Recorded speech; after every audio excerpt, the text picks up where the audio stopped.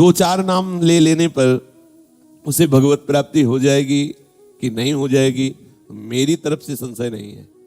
वो एक प्रसंग आता है, भाई जी से हनुमान प्रसाद पोद्दार जी ने कल्याण में लिखा था कि एक कर्मचंद और धर्मचंद नाम के दो भाई थे, सुनाया भी कई बार है। तो धर्मचंद्र भगवत भक्त था और कर्मचंद्र विषयी था, शराब पीना आदि आदि।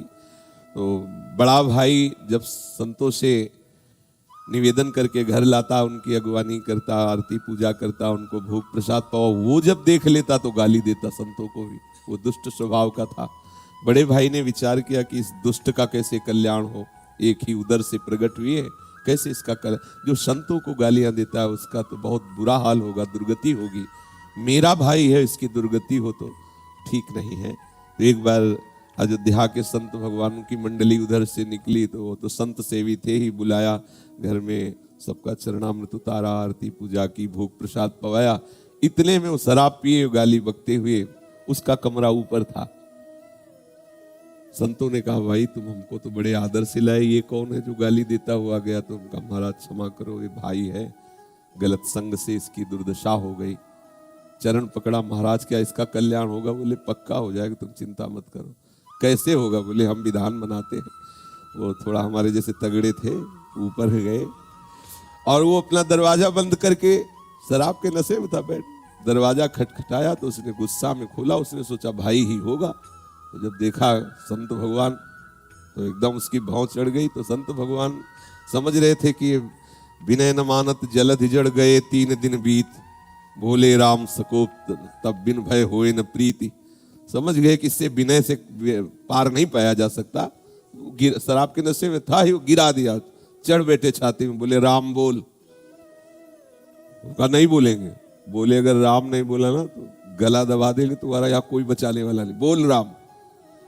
काफी देर में उसने विचार किया कि अगर इस बाबा जी से बचना है तो राम बोलना पड़ेगा। तो बचने के लिए उसने कहा राम राम। हट गए संत भगवान और बोले बेटा इस नाम की कीमत कभी मत लेना, बेचना नहीं इस नाम को, काफी है ये, 2 बार ही काफी। तुमने तो 4-6 बार कहा, 2 बार ही काफी है।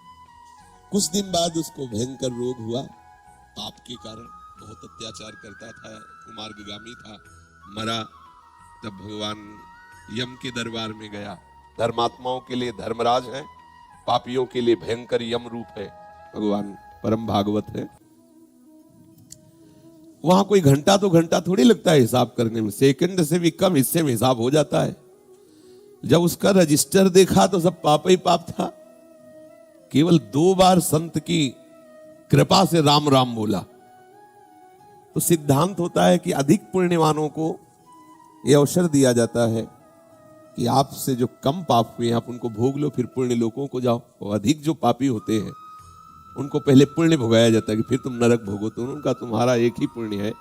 संत के कहने से 2 बार राम राम कहा। बोलो क्या लोगे इसके बदले में, क्या चाहोगे? संत की वाणी अमोघ होती है, उसको उस समय भी वो वाणी स्मृति में रही कि बेटा बेचना नहीं।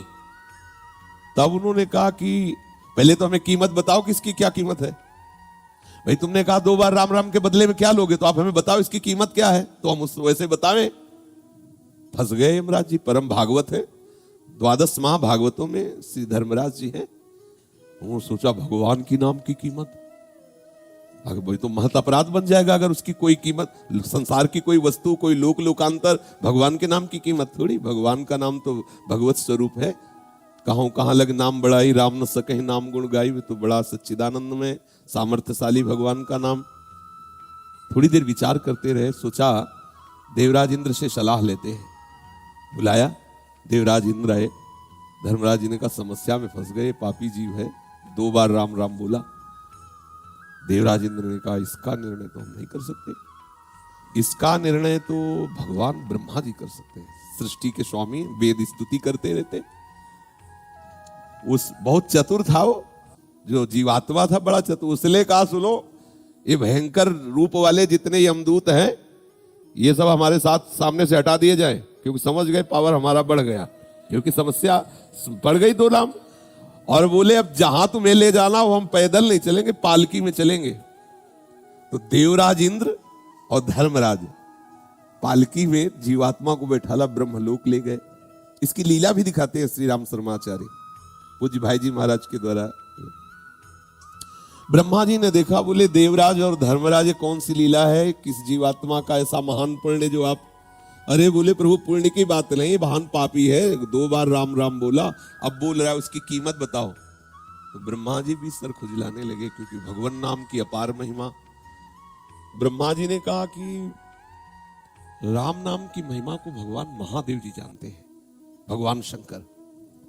अपने लोग चलते हैं, हम भी सुनेंगे कि भगवान की महिमा जो नाम की है वो महादेव जी कितनी रसमयी वर्णन करते हैं। जीवात्मा बहुत प्रसन्न हुआ, ब्रह्मलोक का आनंद तो बड़े बड़े योगियों के लिए भी दुर्लभ है। अब उस जीवात्मा को देवराज धर्मराज और साथ में ब्रह्मा जी भगवान महादेव जी के पास कैलाश पहुंचे। कैलाश तो चिदानंद धाम है। भूत भावन भगवान शंकर के दर्शन करते हुए उसको परम आह्लाद हुआ, सारे पाप नष्ट हो गए। महादेव जी ने हंसकर कहा कि पितामह ब्रह्मा और देवराज और धर्मराज कैसे आगमन हुआ? तो उनका भगवान इस जीवात्मा ने 2 बार राम राम कहा। समस्या फंस गई, ये कह रहा उसकी कीमत बताओ। क्या कीमत हो सकती है, आपसे पूछने आए। महादेव जी ने कहा रा कह करके हम हलाहल विष पी गए और मां से उसको रोक दिया, तो राम नाम से हमने अपने गले में हलाहल विष जो समुद्र से निकला था उसे रोक लिया। रात दिन उसी को जपते रहते, पर कीमत क्या है हमारी सामर्थ्य नहीं कि हम बता सके। बड़ी महिमा गान की नाम की, पर कहा इसी राम नाम तारक मंत्र से काशी में मरे हुए जीवों को मोक्ष प्रदान करता हूं। बड़ी महिमा गाई, महादेव हैं, परम वैष्णवाचार्य हैं। कहा पर इसकी कीमत नहीं बता सकते। अब ये हुआ कि भाई कीमत तो जाननी ही है, तो बोले सीधे नामी के पास चलो, साकेत धाम चला जाए और भगवान श्री राम के ही श्रीमुख से पूछ लिया जाए।